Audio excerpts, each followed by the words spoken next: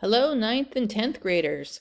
It's March, it's spring, and here is the PLP work for the month. So it is March, and we are working on the transferable skill of innovative thinking. And this month we're going to be doing a problem-solving activity, and then we're going to be documenting that with this innovation thinking evidence sheet. So let's go up to our innovative thinking lesson. So with your advisory, go ahead and read through this information to learn more about problem solving and the steps that you would take in that process. And then come down here and you'll see the grade 9-10 grade band. And that is the College and Career Ready, or CCR grade band. And you have the option of doing one of these two activities. So there's one that's fixing what's broke challenge, and then the other one is QR code design and play.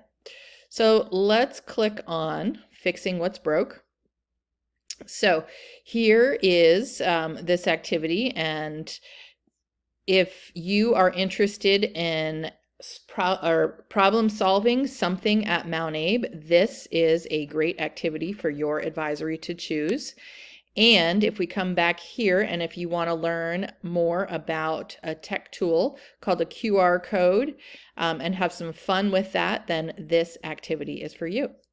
So once you complete these activities, and you're only going to choose one, but once you have completed that activity, then you will come to this innovative thinking evidence sheet, and your advisor will share this with you.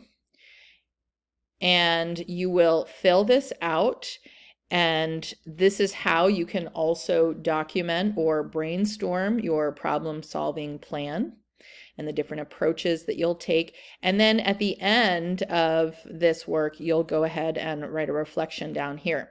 And when you're all finished with that at the end of the month, you will go ahead and copy this URL, and then you'll paste that into the transferable skills portfolio section of your PLP.